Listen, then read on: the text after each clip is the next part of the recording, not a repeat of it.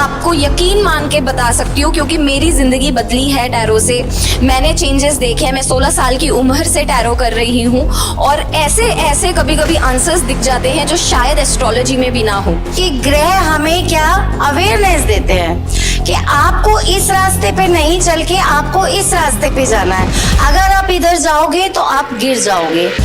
अब इंसान अगर वो ना सुन के और अपने दूसरे रास्ते पे चल पड़े तो उसकी किस्मत खराब ही होगी। तो कहते हैं ना ज्योतिष में जब आप एस्ट्रोलॉजर के पास जाते हो क्या भविष्य बदला जाता है या नहीं, तो मैं कहती हूँ भविष्य एक एस्ट्रोलॉजर आपको एक सीमा दिखाता है, एक कैलकुलेशन के साथ एक आपको चीजें बताता है, ये हो सकता है, ये नहीं हो सकता है, संभावनाएं व्यक्त करता है। लेकिन जब हम देवी शक्ति के पास जाते हैं तो हमें संभावनाओं की जरूरत नहीं होती है, क्योंकि देवी के पास गति और मति दोनों को थामने की शक्ति होती है। तो बहुत स्वागत है नितिशा जी, अदिति जी और पूनम जी, आप तीनों का बहुत स्वागत है। तो एक बार फिर से महिला सशक्तिकरण अभी हमें स्टेज पर नजर आ रही है।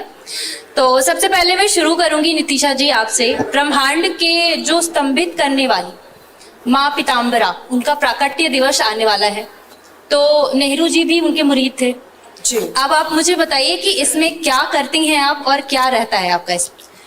सर्वप्रथम सभी को राधे राधे और सभी को जय मां पीताम्बरा। और मुझे बुलाने के लिए पूरी टीम का बहुत बहुत धन्यवाद। बहुत अच्छा प्रोग्राम रहा। सबसे बड़ी बात है कि प्रोग्राम बहुत अच्छा हो रहा है। ये दर्शक जो देख रहे होंगे घर पर बैठ के भी, उनको भी लग रहा होगा कि प्रोग्राम की जो गरिमा है उसके साथ बहुत अच्छा प्रोग्राम रहा ये।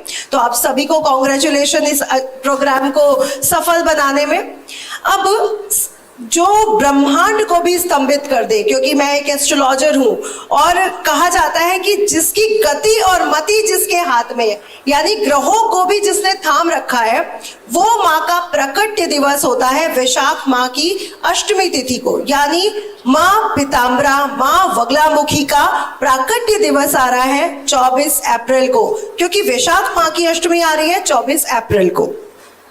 अब इस दिन माँ पीताम्बरा, माँ बगलामुखी का नाम जो लोग ये जानते हैं, कई लोगों ने ये कहा कि इनके साथ बगला पक्षी बना हुआ है इसलिए इनका नाम बगला पड़ा। तो हमारे तंत्र की हार्डकोर गहराइयों से एक शब्द निकल के आता है जिसे कहते हैं बगला। वल्गा मतलब लगाम। जब सृष्टि में एक ऐसा तूफान आया कि पूरी सृष्टि का नाश हो सकता था, तब श्री हरि विष्णु ने आदि शक्ति की उपासना करी और तभी माँ पीताम्बरा, माँ वल्गामुखी का प्राकट्य हुआ और उस तूफान को माँ ने लगाम लगा दी, जिस कारण से आज ये जो धरती है जिस पर हम लोग रह रहे हैं वो है। तो माँ ने ग्रहों की गति और मति को थाम रखा है। तो कहते हैं ना ज्योतिष में जब आप एस्ट्रोलॉजर के पास जाते हो क्या भविष्य बदला जाता है या नहीं, तो मैं कहती हूँ भविष्य एक एस्ट्रोलॉजर आपको एक सीमा दिखाता है, एक कैलकुलेशन के साथ एक आपको चीजें बताता है, ये हो सकता है, ये नहीं हो सकता है, संभावनाएं व्यक्त करता है। लेकिन जब हम देवी शक्ति के पास जाते हैं तो हमें संभावनाओं की जरूरत नहीं होती है, क्योंकि देवी के पास गति और मति दोनों को थामने की शक्ति होती है। तो माँ पीताम्बरा यानी वल्गामुखी, जिन्होंने पूरी दुनिया की जो बैलेंस को संभाल रखा है, साथ ही साथ हमारे जीवन में भी जब वो आती हैं, क्योंकि मैं उनकी आराधना करती हूँ, तो उन्होंने मेरी वाणी हो या मेरे जीवन में आने वाला कोई कष्ट हो या मेरी तरफ बढ़ने वाला कोई शत्रु का हाथ हो, उससे भी कहीं ना कहीं स्तंभित किया हुआ है। कैसे करते हैं उनकी आराधना, क्या करें जिससे कुछ अच्छा हो अपनी जिंदगी में, क्या करना चाहिए प्राकट्य दिवस के दिन? जी, अभी तनुजा जी आपने नाम लिया नेहरू जी का भी। तो जब नेहरू जी हमारे प्रधानमंत्री जी थे, तब चाइना से भारत का वॉर हुआ था, सब लोग जानते हैं जी। उस वॉर के बीच में नेहरू जी को किसी ने बोला कि आप जाकर के दतिया शक्तिपीठ, इसके 3 टेम्पल है, एक है मध्य प्रदेश यूपी बॉर्डर पर दतिया शक्तिपीठ, दूसरा है नलखेड़ा में वो भी शक्तिपीठ है, और तीसरा है हिमाचल प्रदेश वनखंडी के नाम से जाना जाता है, वो भी माँ पीताम्बरा का ही एक शक्तिपीठ है। अब दतिया में वो हवन हुआ, 11 दिन का हवन था। आप लोगों को अगर किसी ने ये कथा नहीं सुनी हुई तो 11वें दिन चाइना ने अपनी सेना को वापस बुला लिया और वो युद्ध समाप्त हो गया। तो माँ की वो शक्ति है, इसलिए आप लोग देखते हैं कि बहुत बड़े नेता भी, अभी अमित शाह जी भी, बहुत बड़े नेता वहां पे जाते हैं, दर्शन करते हैं, हवन वगैरह करवाते हैं और अपनी जीत की, अपनी सफलता के लिए माँ से पूजा करते हैं। तो मैं सबसे पहले कहूंगी भावना सच्ची होनी चाहिए, चाहे व्रत रखो या ना रखो, कुछ करो या ना करो, पर भावना सच्ची रखो, क्योंकि माँ हमारी भावना देखती है। पीले वस्त्र उनको बहुत पसंद है क्योंकि पीतांबर धारणी उनको कहा गया है, और पीतांबर ने ही उनकी पूजा करी है। विष्णु जी का एक और नाम है पीतांबर। तो श्री हरि विष्णु की वो आराध्य देवी है और नवग्रहों की गति और मति को थाम रखा है, इसलिए आप उनकी पूजा में पीले वस्त्र पहनिए, पीले आसन रखिए। और आपने भी पीला वस्त्र पहना हुआ है। तो आपके जीवन में जो भी प्रॉब्लम्स हो, कोई भी कष्ट है, चाहे वो पैसे से रिलेटेड है या वो जॉब से रिलेटेड है या बच्चों की शादी नहीं हो रही या आपके घर में कोई भी ऐसी कठिनाई है जो आप उस कठिनाई से, उस प्रॉब्लम से निकल नहीं पा रहे हैं, माँ का अष्टोत्तर शतनाम डेली पढ़ना शुरू करिए। जीवन में आ रही सभी परेशानियां आपकी दूर हो जाएगी। जी बिल्कुल। अब अगला सवाल मैं अदिति आपके पास आना चाहूंगी। अदिति सनातनी है, टैरो रीडर है और बहुत कम उम्र में बहुत सारी उपलब्धि हासिल की है। अदिति, लोग टैरो को एंटरटेनमेंट भी मानते हैं, आपके लिए एनर्जी कनेक्शन है, आर्ट है, साइंस है, क्या है? थोड़ा हमारे दर्शकों को क्या बताना चाहेंगे आप? सबसे पहले तो सभी को जय श्री राम। और जो आपके, मैं सीधा प्रश्न पे आऊंगी अनुजा जी, जो आपने पूछा कि टैरो क्या एंटरटेनमेंट टूल है, तो ऐसा बिल्कुल भी नहीं है कि टैरो रीडिंग एक एंटरटेनमेंट टूल है। हर कोई इस स्किल को लर्न नहीं कर सकता, क्योंकि ये एक ऐसी स्किल है जहां पर आपका इंट्यूशन, आपका सबकॉन्शियस माइंड अलाइन होना चाहिए, और वो तभी अलाइन हो पाते हैं जब हमारे इंटेंशंस प्योर हो, हमारे दिमाग में खुद को लेके या दूसरों को लेके गंदगी ना हो। तो सबसे पहले अगर कोई भी इस लाइन में भी जाना चाहता है, मैं तो कहती हूँ हर इंसान को जाना चाहिए, क्योंकि आप एस्ट्रोलॉजर के पास हर बार रिलाय नहीं कर सकते।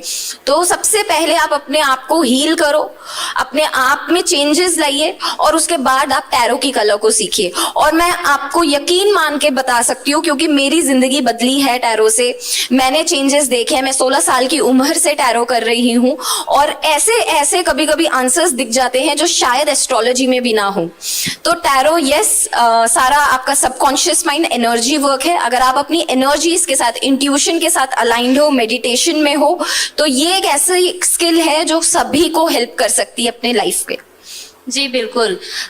पूनम जी के पास मैं आना चाहूंगी। पूनम जी, ग्रहों की बात करते हैं, एस्ट्रोलॉजी करती हैं, आप वैदिक एस्ट्रोलॉजी करती हैं, तो क्या ग्रह इंसान की किस्मत बदलते हैं या इंसान अपनी किस्मत खुद लिखता है? हम, हमारे दर्शक जानना चाहेंगे। देखिए, सभी को जय श्री राम, राधे राधे। आपने कहा ग्रह किस्मत बदलते हैं या इंसान खुद किस्मत बदलता है। अब देखिए, जो आज का युवा है या मेरे जैसा भी कोई इंसान है, तो देखिए ग्रह हमें क्या अवेयरनेस देते हैं कि आपको इस रास्ते पे नहीं चल के आपको इस रास्ते पे जाना है। अगर आप इधर जाओगे तो आप गिर जाओगे।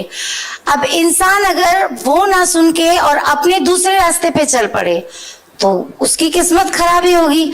तो इसलिए ग्रह आपको अवेयरनेस देंगे, फैसला इंसान का होता है। अगर वो सही डिसीजन ले सही समय पर, केवल आपको ग्रह एक दिशा दिखा सकता है, आपकी किस्मत नहीं बदल सकता।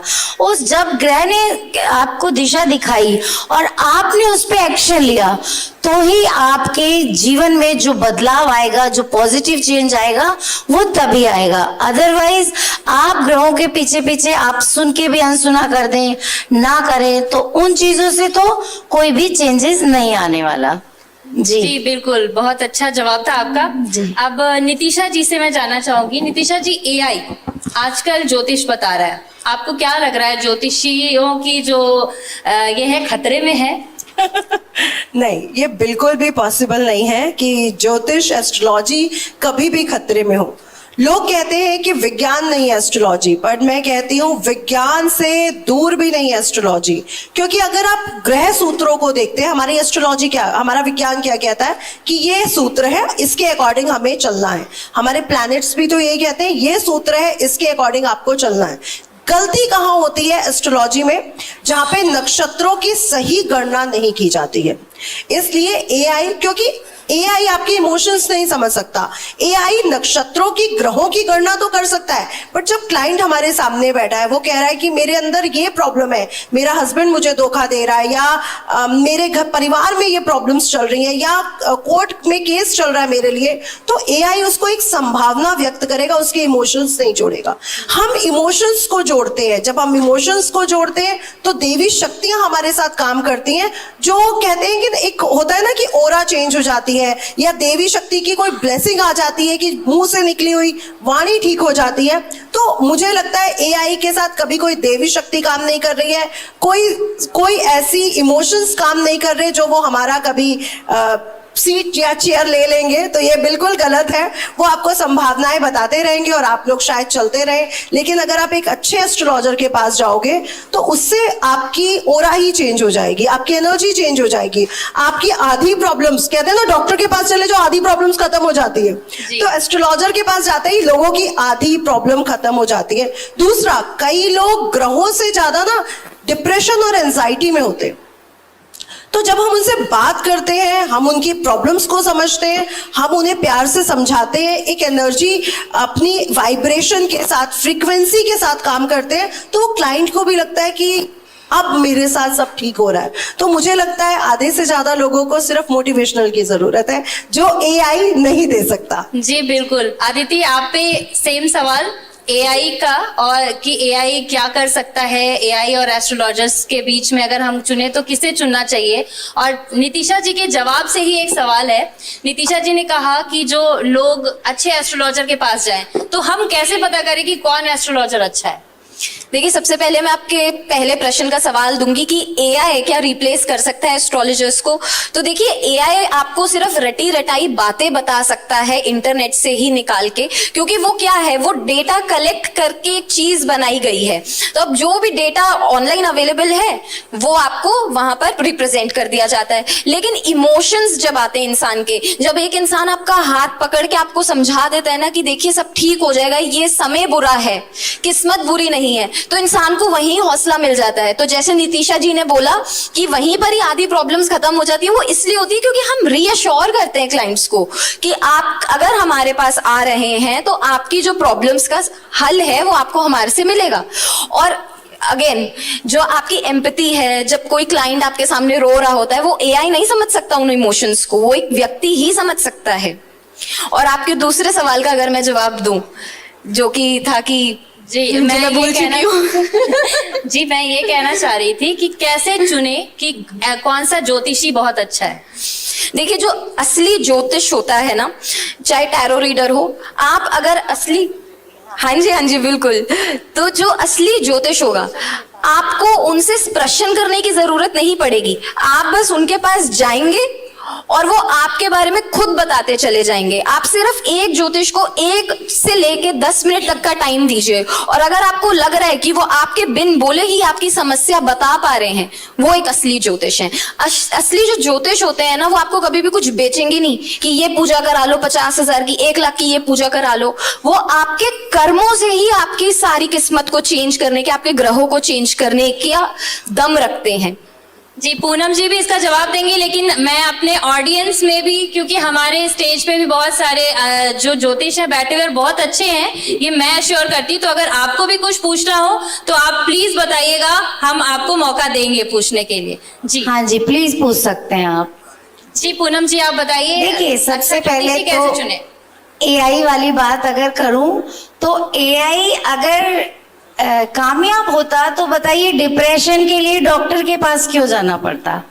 फिर तो एआई सारे डिप्रेशन वाले मरीजों का इलाज कर देता, क्योंकि वहां पे जैसे अदिति ने बोला कि वहां पर इमोशंस जुड़ जाते हैं। आप चैट जीपीटी करो, उसको बोलो मैं बहुत परेशान हूँ, बोलेगा ठीक है मैं समझ सकता हूँ, मैं समझ सकती हूँ। आप कभी करके देखना, ठीक है? अगर आप एक एस्ट्रोलॉजर के पास जाओगे, वो आपको समझेगा, वो आपको फिर समझाएगा कहाँ पे कौन से कोने में दुख छुपा हुआ है, वो उसको निकालेगा, फिर वो उसका सॉल्यूशन बताएगा, राइट? तो अब आपने कहा कि एक अच्छा एस्ट्रोलॉजर कौन है। सबसे पहली बात, अच्छा एस्ट्रोलॉजर वो होता है जो कि डराए ना। मेन चीज होती है कि डराना। एस्ट्रोलॉजर्स क्या कर रहे हैं, सामने वाले को डराओ और पैसे बनाओ। वो कभी भी एक अच्छा एस्ट्रोलॉजर नहीं हो सकता। आपकी लाइफ में ये होने वाला है, भूचाल होने वाला है, आपका तलाक होने वाला है, आप की बीवी भाग जाने वाली है, आपका प्यार छूट जाएगा, ब्ला ब्ला ब्ला, बहुत सारी ऐसी चीजें, राइट। तो वहीं पे आदमी परेशान हो जाता है और फिर कहेगा बताओ जी कौन सी पूजा करानी है, कौन सी, ये रत्न पहनो, ये पूजा कराओ। तो वो कभी भी एक अच्छा एस्ट्रोलॉजर नहीं हो जी, सकता। बिल्कुल। ये बहुत ही नेगेटिव चीज है जो कि कभी भी मैं आपके मन से यह कहना चाहूंगी कि एस्ट्रोलॉजर को नहीं करनी चाहिए। जब भी कोई आए व्यक्ति उसको समझे, प्यार से समझाए। नितिशा जी ने जैसा अभी बताया कि उसको समझेगा और उसका सोल्यूशन देगा, वो ही एक बहुत अच्छा एस्ट्रोलॉजर जी, है। लेकिन जी, है यहाँ, जी, बिल्कुल, ये इतना बिल्कुल। इंटरेस्टिंग टॉपिक है, आपको ट्रिगर करेगा, आपको कैच करेगा। समय की बाध्यता ना होती तो मैं बिल्कुल नहीं टोकती, क्योंकि अगले सेशन की ओर बढ़ने की कॉल आ रही है, वरना आप लोगों के साथ मुझे लगता है आखिरी। हाँ, हम शॉर्ट बोल लेंगे। जी नितिशा जी, बस एक सवाल मैं पूछना चाहूंगी। अभी डराने वाली बात हो रही थी और अभी बहुत डराया गया है। आपका जुलाई सवाल है? में- हाँ, आपका सवाल है। जी बिल्कुल, आपका। अच्छा, हाँ माइक। अभी ऑडियंस में से एक सवाल आया है, क्योंकि हमारे अब पास देखिए, अब आप विश्लेषण मत करवाइएगा। तो एक सवाल हम ले रहे हैं। समय की बाध्यता है, आप अगर बाद में मिल सके तो एक बार ले लें। चले।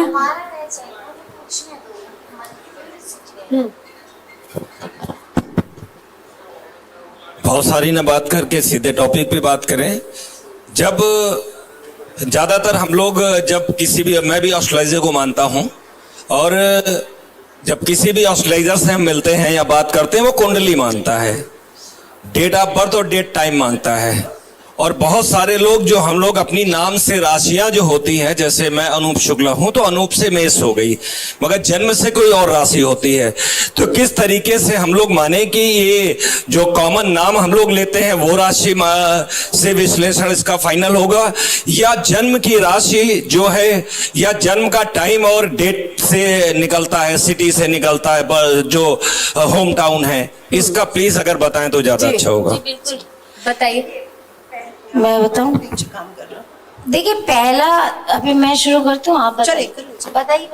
देखिए, नाम से जो राशि होती है, जब हमें किसी का डेट ऑफ बर्थ नहीं पता है तो हम नाम राशि को देखते हैं। लेकिन जब हमारे ऋषि भृगु ने, ऋषि प्राशर ने नक्षत्रों की गणना करी, नक्षत्रों को चरण में बांटा, उस चरण के देवता में भी जाकर के जब चंद्रमा बैठ जाता है, तो सिर्फ चंद्रमा की उस राशि में जाकर के बैठने से राशि नहीं बनती है। उसका नक्षत्र, उस नक्षत्र का देवता, उस नक्षत्र का चरण, ये डिसाइड करता है कि आपकी पूरी जीवन कैसा चलेगा, राशि क्या काम करेगी। इसलिए देखिए, नाम रखने में भी मेष राशि में कई अक्षर आते हैं, लेकिन आपको आ ही क्यों मिला?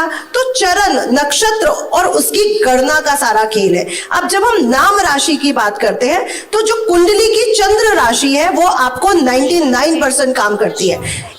0.1% काम क्यों नहीं करती है? क्योंकि हम भगवान नहीं है, और भगवान बन भी नहीं सकते, वो भगवान के हाथों में है। देखिए, लेकिन 99.9% काम करती है, और नाम राशि 70% काम करती है, क्योंकि ऐसी मेष विधा है राशि के कि हजारों मुझे इलाके इतना लोग लोग मैं इस बताना सेशन में चाहूंगी समझ यहाँ सकते पे, हैं। पहले जमाने में हर किसी की कुंडलियां नहीं बना करती थी।